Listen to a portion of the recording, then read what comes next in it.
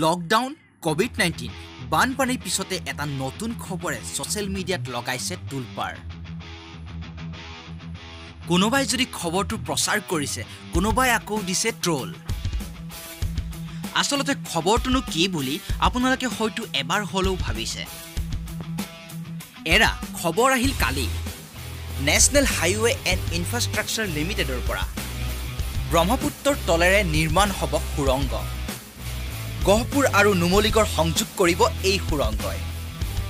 এই সুৰংগৰ দৈৰ্ঘ্য হ'ব 14.85 কিলোমিটাৰ ডিসেম্বৰ মাহৰ পৰা আৰম্ভ হ'ব নিৰ্মাণ কাৰ্য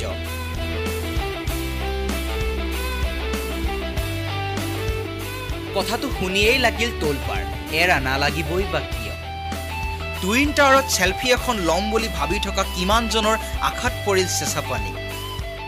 4 বছৰে টুইন টাৱাৰৰ কামত হাত নপৰিল কিন্তু টুইন টাৱাৰৰ বেনাৰত লতাইহে আৱৰিল বৰ্তমান অৱস্থা এয়া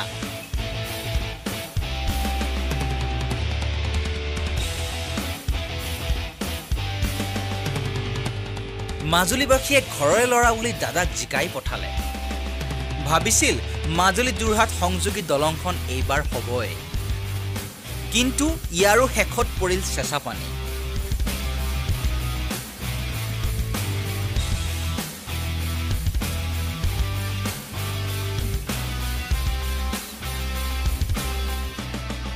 বহিৰাজ্যৰ পৰা হাজাৰ হাজাৰ নিবনুৱা ঘৰলৈ ঘূৰি আহিছে নাই কোনো জনকল্যাণ আঁচনি কিন্তু দাদাহঁতৰ চলিছে জনসংযোগৰ পাতনি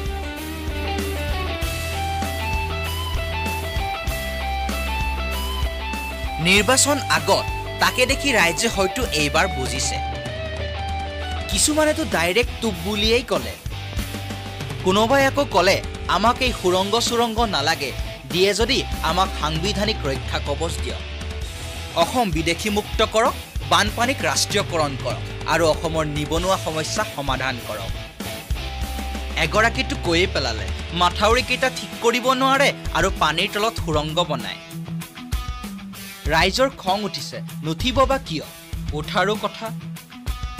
সামাজিক মাধ্যমত চলিছে সমালোচনা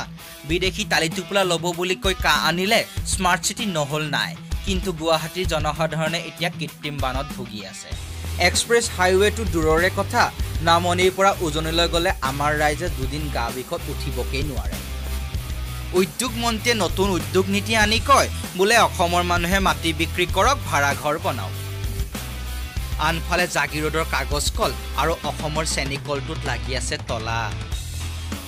কিন্তু সকলো একৰ এগল থাকিল শূন্য কৰি এইবাৰ ৰজাঘৰীয়াই সুৰংগ খানিব